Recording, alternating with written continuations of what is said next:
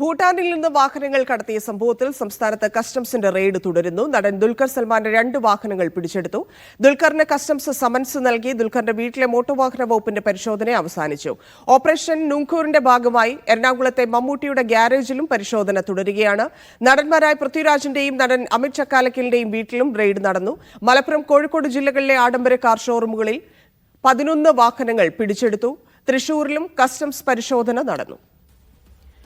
കൊച്ചിയിൽ നിന്ന് ആര്യ ചേരുന്നുണ്ട്. ആര്യ, പരിശോധന അവസാനിച്ചുവെന്ന് മനസ്സിലാക്കുന്നു. എപ്പോഴാണ് കസ്റ്റംസിന്റെ വാർത്താ സമ്മേളനം? ഇതുവരെ എത്ര വാഹനങ്ങളാണ് എറണാകുളത്ത് മാത്രം പിടിച്ചിരിക്കുന്നത്?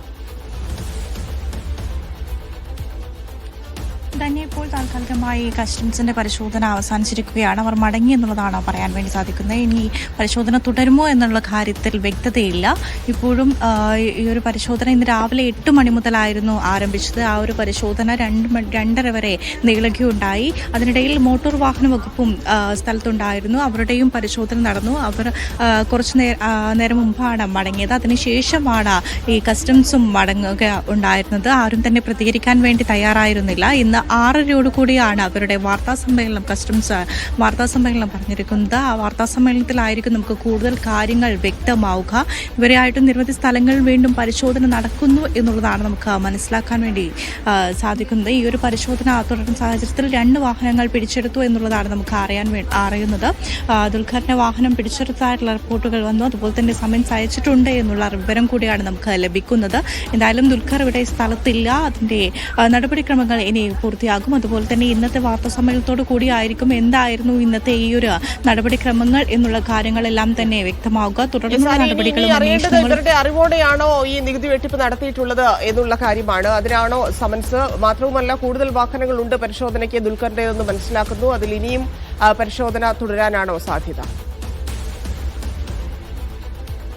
തീർച്ചയായിട്ടും ഇനിയും പരിശോധന തുടരാനുള്ളൊരു സാഹചര്യം തന്നെയാണ് നിലനിൽക്കുന്നത്. ഇതുവരെയായിട്ടുള്ള നടപടികൾ ഇപ്പോൾ താൽക്കാലികമായിട്ടാണ് പൂർത്തിയായിട്ടുള്ളത്. ഈ ഒരു വീട്ടിൽ നിന്നും കസ്റ്റംസ് ഉദ്യോഗസ്ഥർ മടങ്ങിയിരിക്കുകയാണ്. കൊച്ചിയിൽ തന്നെ നിരവധി സ്ഥലങ്ങളിലായിട്ട് പരിശോധന നടക്കുന്നുണ്ടായിരുന്നു. അതുപോലെ തന്നെ മമ്മൂട്ടിയുടെ വീട്ടിലും ഈ ഒരു പരിശോധന തുടരുന്നൊരു സാഹചര്യം നിലനിൽക്കുകയാണ്.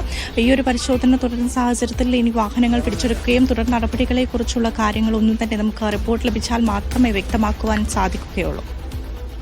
ഇതിൽ എപ്പോഴായിരിക്കും ഒരു വ്യക്തത? അതായത് ഈ പരിശോധനയുമായി ബന്ധപ്പെട്ട് ഒപ്പം തന്നെ ഇതിന്റെ രേഖകളെല്ലാം കൃത്യമാകേണ്ടതുണ്ട്. ഇവർക്കിതിൽ അറിവുണ്ടോ എന്നൊക്കെയുള്ള കാര്യങ്ങൾ അറിയേണ്ടതുണ്ട്. അതെല്ലാം കസ്റ്റംസിന്റെ വാർത്താ സമ്മേളനത്തിലൂടെ മാത്രമായിരിക്കുമോ അറിയാൻ സാധിക്കുക? എപ്പോഴാണ് കസ്റ്റംസ് വാർത്താ സമ്മേളനം നടത്തുന്നത്? ഇന്ന് 6:30 കൂടിയാണ് വാർത്താ സമ്മേളനം ഉണ്ടാവുക എന്നുള്ളതാണ് നമുക്ക് ലഭിക്കുന്ന വിവരം. അതിലായിരിക്കും കൂടുതൽ കാര്യങ്ങളെല്ലാം തന്നെ വ്യക്തത വരിക. ഇപ്പോഴും എല്ലാം സൂചനകളായി മാത്രമേ നമുക്ക് പറയാൻ വേണ്ടി സാധിക്കുന്നുള്ളൂ. അതുകൊണ്ട് തന്നെ 6:30 കൂടി തന്നെ എല്ലാ കാര്യങ്ങളിലും കൃത്യത വരുത്താനുള്ള ആ ഒരു സംവിധാനം നമുക്കുണ്ടാകും.